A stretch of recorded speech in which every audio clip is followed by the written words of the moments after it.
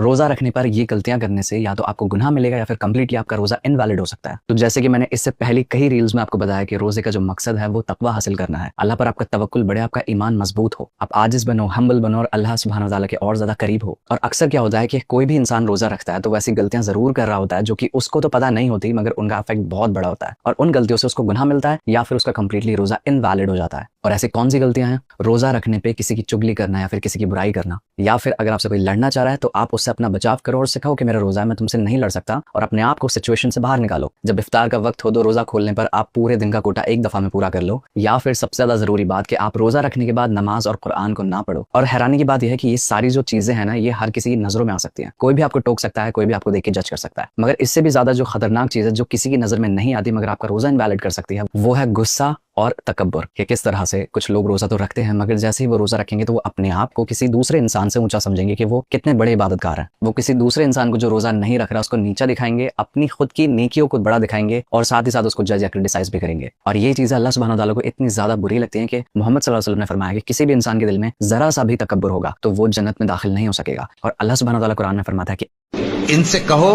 क्या तुम अल्लाह को अपनी दीनदारी जताते हो? ये लोग तुम पर एहसान रखते हैं कि मुसलमान हो गए।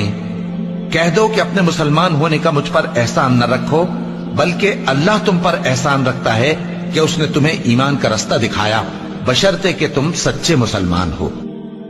और जो रोजे आप रमजान में रखते हो वो इन चीजों से बाहर निकलने के लिए ही तो रखते हो। गुस्सा हो गया, तकब्बुर हो गया या फिर नाशुक्री हो गई, इन चीजों से बाहर निकलने के तो आप रोजों को रखते हो। अगर इन चीजों को आप रोजा रखते हुए भी प्रैक्टिस करोगे या इनसे बचोगे नहीं तो आपके रोजे का फिर फायदा है क्या? मगर अच्छी बात यह है कि इन चीजों को आप आसानी से बदल सकते हो अपनी नीयत ठीक करके। कि आपको सिर्फ और सिर्फ इतना सोचना है कि मैं जो भी रोजा रख रहा हूँ, जो इबादत कर रहा हूँ, मैं किसी के लिए नहीं कर रहा, सिवाय और सिर्फ सिवाय अल्लाह सुब्हानहू व तआला की रजा के लिए। आप जो भी इबादत करो, जो ज़कात दो या चैरिटी दो, उनसे कोशिश करो कि वो लोगों को आप ना दिखाओ, क्योंकि ऐसा करने से आपकी जो शो ऑफ करने वाली डिजायर है कि मैं दिखाऊं कि मैं कितना अच्छा इंसान हूं, वो अपने आप कम होगी। और इंस्टेड कि आप लोगों से वैलिडेशन ले, आपके दिल में ये रहेगा कि मैं जो कर रहा हूं अल्लाह की रजा के लिए कर रहा हूं, लोग देखे ना देखे अल्लाह देख रहा है। और आप अल्लाह सुब्हानहू व तआला से कुछ इस तरह से भी दुआ कर सकते हो कि ऐ मेरे परवरदिगार, जब भी मैं कोई अच्छा काम करूं तो मैं शुक्र करूं तेरा कि तूने मुझे अता किया है इतनी ब्लेसिंग्स कि मैं उस अच्छे काम को करने के लिए केपेबल हूं, मैं किसी की मदद कर पा रहा हूं। और अगर मैं गुनाह करूं और मैं तकब्बुर करूं तो तू मुझे माफी की हिदायत दे कि मैं माफी तलब करूं तुझसे। क्योंकि जो इब्लीस या शैतान और आदम अलैहिस्सलाम में जो फर्क था ना, वो बहुत सिंपल था। इब्लीस ने तकब्बुर किया और वो अपने तकब्बुर पे अड़ गया, ना उसने तौबा मांगी और ना उसने शुक्र किया। और ऑन द अदर हैंड जो आदम अलैहिस्सलाम थे उन्होंने भी गुनाह किया, मगर उन्होंने तौबा मांगी, अपने प्राइड को, तकब्बुर को छोड़ा, अपने आप को आजिज बनाया, हम्बल बनाया और अल्लाह सुब्हानहू व तआला से अपने गुनाहों की माफी मांगी।